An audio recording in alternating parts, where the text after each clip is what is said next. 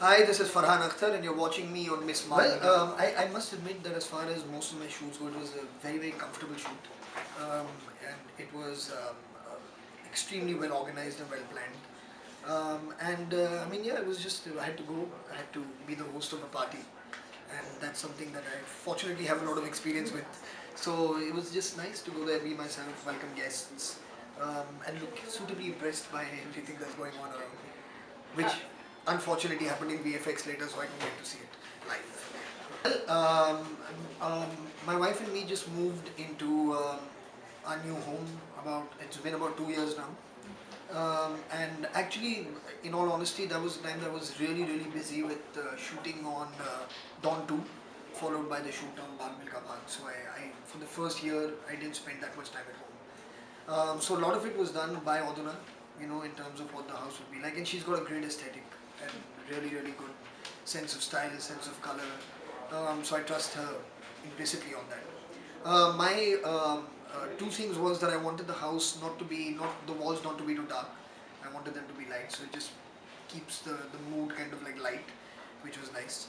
And the other thing was that the windows should be soundproof. Was was the other thing to keep the cacophony of sound outside.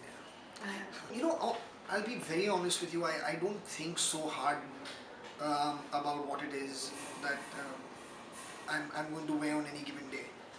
When I do think about that I need to make clothes, I think again it's important to have people around you that you can trust. So be it Govinda Mehta who does clothes for me, be it Arjun Basim who's done clothes for me. There are people whose personal sense of style, whose take on films that I've worked with. With Arjun especially, I've worked on a couple of films with him and he's got again a great sense of style.